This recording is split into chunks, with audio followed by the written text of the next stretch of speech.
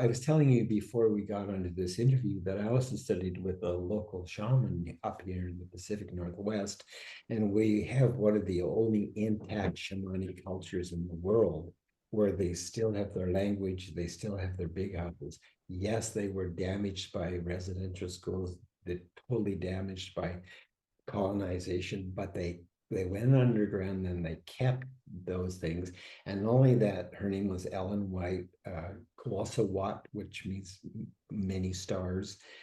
She she was from Seattle region, and she was considered an American, and so they wouldn't let her go to residential school. So she was one of 7 kids who were trained outside of the school, and she was trained in the old ways. And anyways, I had the great good fortune of being adopted by her and studying with her intensely for over 30 years. And yeah, again, it's just unspoken knowledge that,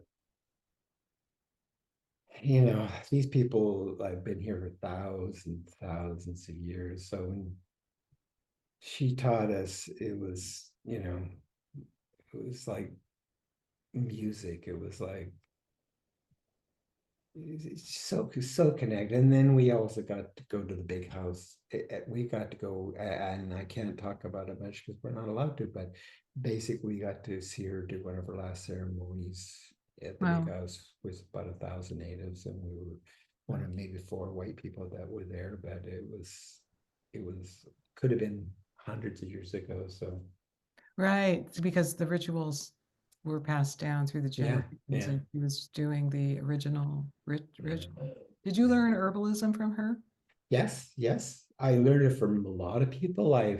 Again, we talked about multi-potential. I sponsor so many people in my city. Like, you know, you won't know them, but like Rosemary Gladstar, Susan Weed, Michael Tierra, who's done California, David, not David Hoffman, but Christopher Haw. Anyways, even John Christopher, who was kind of the guru of herbalism back in the early 70s.